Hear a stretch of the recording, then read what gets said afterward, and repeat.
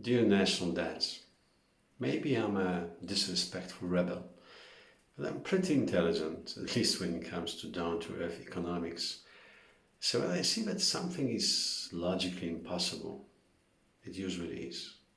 And others, apparently much smarter and certainly often much more influential, can try to trick me with a long list of convenient arguments, but I seldom buy them.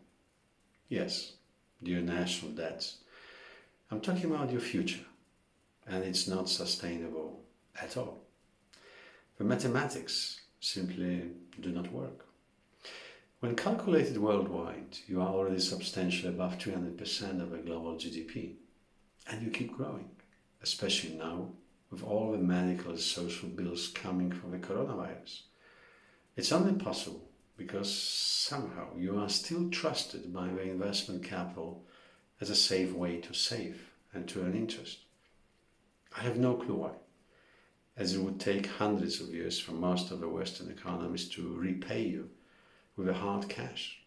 You are simply unpayable. But the main reason why you can continue to finance our limitless economic growth are the central banks and the printing presses.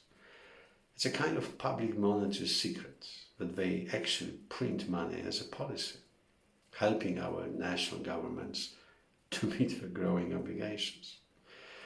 Apparently we, the people, the citizens and the taxpayers, indirectly own the process of money creation.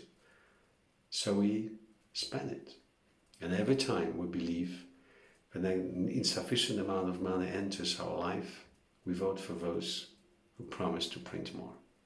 Just look at Japan and the US.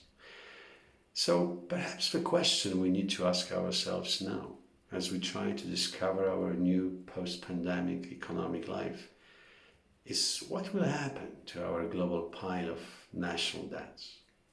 Will you conveniently stay with us as a permanent, low interest rate feature of our modern economy? Or will you eventually spark hyperinflation, higher interest rates, starvation of the private sector, massive defaults, and even a social explosion? I seriously doubt that we could ever, in reality, grow our national economies out of you. We simply face too many environmental constraints. At the same time, we have to keep spending on our growing demographic and social obligations, on education and the protection of our health, on our crumbling infrastructure, and on our polluted planet. No, we cannot just put a hard austerity brake on our today's economy. But at the same time, we shouldn't keep borrowing from too many future generations either. So dear national debts, what's the solution?